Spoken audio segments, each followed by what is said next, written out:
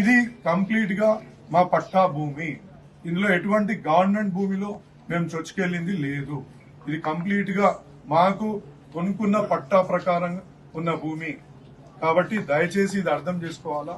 కాదంటే ఒకటి రెండు మీరు అన్నట్టు ఒక చిన్న డీవియేషన్స్ ఉండొచ్చు, దాన్ని కూడా మేము రెగ్యులరైజేషన్ కోసం అప్పుడే ఫీజు కట్టి కూడా పెట్టినాం. కాబట్టి ఇది సుప్రీంకోర్టులో అలాగే ఉంది. సుప్రీంకోర్టు క్లియరెన్స్ ఇస్తే వస్తుంది. ఇంకా ముఖ్యంగా ఇవాళ ఒకటి నోటీస్ ఇచ్చిండ్రు ఒక వారం కింద. ఏమని, మీ బిల్డింగ్స్ ఇదే మీరు చెప్పినట్టు ఇట్లా చెరువులో ఉన్నాయి, అక్కడ ఉన్నాయి, ఇక్కడ ఉన్నాయి, కాబట్టి మీరు ఏమంటారు దీనికోసం అంటే దానికి ఆ నోటీస్ సమాధానం కూడా ఇచ్చినాం.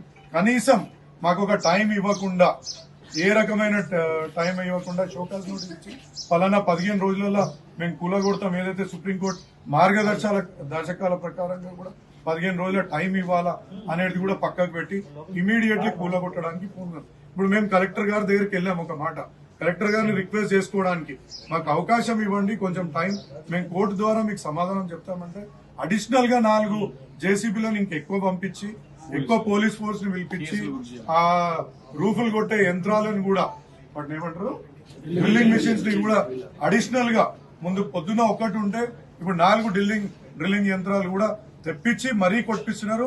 అది కూడా జడ్జి గారు ఇవాళ ఆదేశించారు కూడా, మీరు మండేకి ఇది నేను పోస్ట్ చేస్తున్నా, అప్పటి వరకు ఆగండి అని స్టాండింగ్ కౌన్సిల్ కూడా వాళ్ళు ఆదేశాలు ఇచ్చినాక కూడా వాళ్ళు ఈ విధమైన చర్యలు తీసుకుంటున్నారంటే ఎంత కక్ష కట్టి ముందుకు పోతుండ్రో మీరు దయచేసి అర్థం చేసుకోవాలా.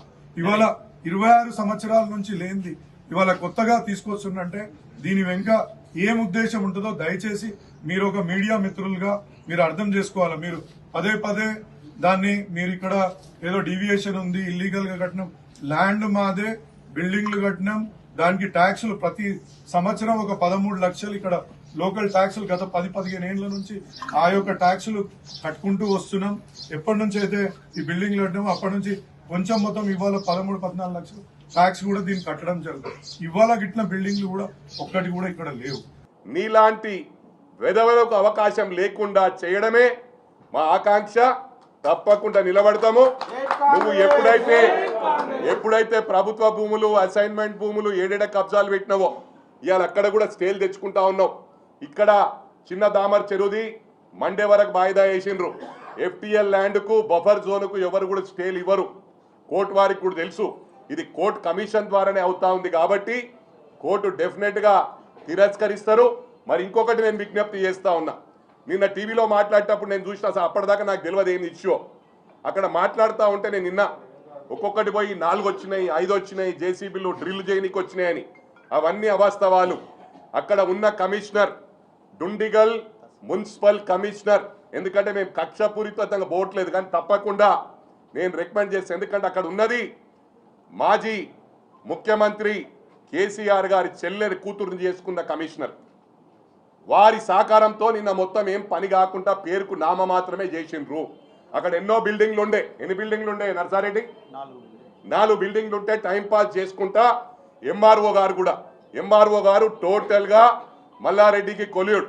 అంతకు ముందు గతంలో కప్రాలో ఎంఆర్ఓ చేశాడు. అదే ఎంఆర్ఓ ఇక్కడికి వచ్చిండు. ఈ ఎంఆర్ఓ కమిషనర్ కలిసి తొత్తులుగా మారి ఇవాళ అధికారుల మీద మేము చెలాయిస్తే రాత్రి వాటికి బుల్డౌజ్ చేసి మొత్తం 4 బిల్డింగ్లు కూల్చేస్తుండే. అధికారుల దాంట్లో ఇన్వాల్వ్ కాలే. డెఫినెట్ గా ఎల్లుండి వచ్చిన తర్వాత నేను ఒకటే చెప్తా ఉన్నా, నేను నిలబడతాడు పోయి యాజ్ పర్ రూల్. ఎందుకంటే జనాలు ఊరు వాళ్ళు, విలేజర్స్ అందరూ కూడా ఎప్పటి నుంచో ధర్నా చేస్తుండ్రు, అక్కడ యాక్షన్ తీసుకుంటలేరని.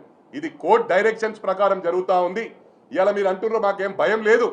డెఫినెట్ గా as per rule court direction ప్రకారం ప్రజలకు మద్దతుగా నేను తప్పకుండా ఎవరు వచ్చినా రాకున్నా కాంగ్రెస్ పార్టీ తరఫుకి నేను నిలబడతాడా.